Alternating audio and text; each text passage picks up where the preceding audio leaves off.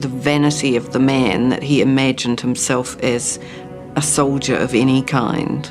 That was what fascinated me the most about that character. There needed to be sort of quite a clear idea that the Rohan people were a lesser civilization, I suppose, compared to Gondor.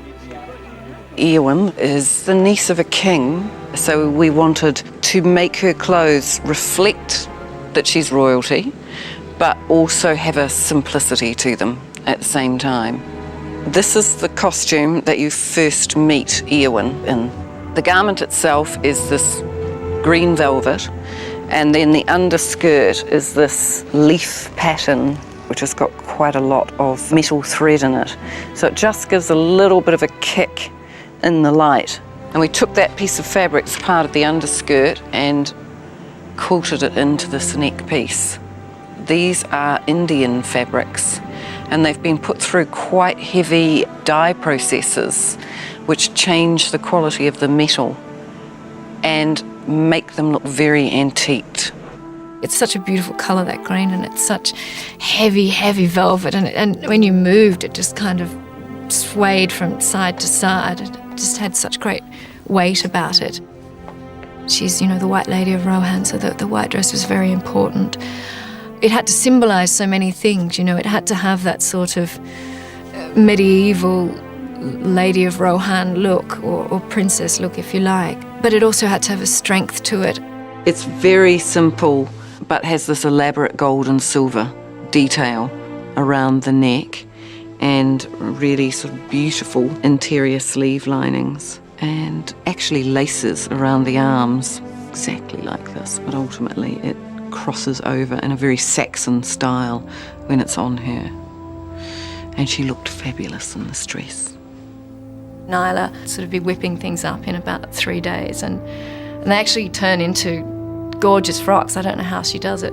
We had already filmed a scene of Eowyn in the eggshell blue coat with the big fur collar, and then Peter wanted to shoot a scene earlier, so we needed to show the dress that was underneath this cloak. She's ended up designing something that sort of sits over that, so it suddenly becomes this beautiful, regal banquet dress. It was a chance to try a very different medieval design style that has a sort of separate embroidered front piece. And that turned out to be a really beautiful and very delicate dress. And I remember the premiere, and I remember thinking as that scene came up, oh my God, this is classic Peter, it's just a headshot. No point in having any ego when it comes to these things. I wish there'd been more girls for her in it, because I think she liked having a chance to dress the girls, you know. Yes, it was very much the relief for the wardrobe department to make some very beautiful dresses.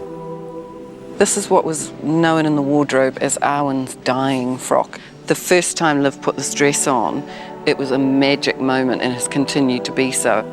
The costume really began with these two colours, and once again constantly overdying these to get this aged red colour. And then we worked in this brocade. The girls in the wardrobe department have actually hand-stitched all of this embroidery. Hours and hours of work.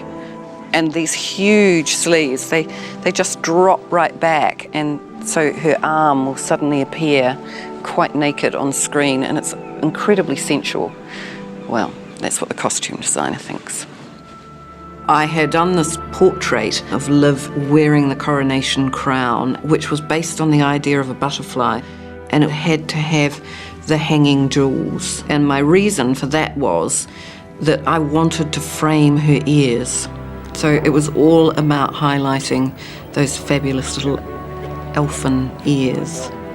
In this film, I have this incredible, almost lime green dress. Fran said that her and Peter would really like Arwen to be in green at the coronation. And so the mission of my dye house was to keep dyeing me up pieces of fabric in every possible shade of green until I fell in love with one of them.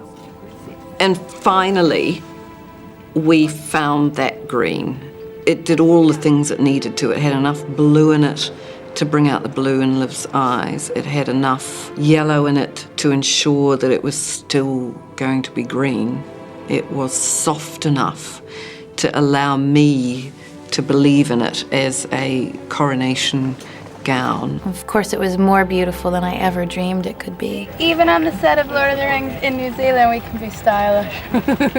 There's an enormous passion here, and it drives everything. The amount of people that have worked on every dress, from cutter to dyer to embroiderers to, nights at 4 o'clock in the morning when there would be 5 people stitching each corner of a dress in order to get it finished in time.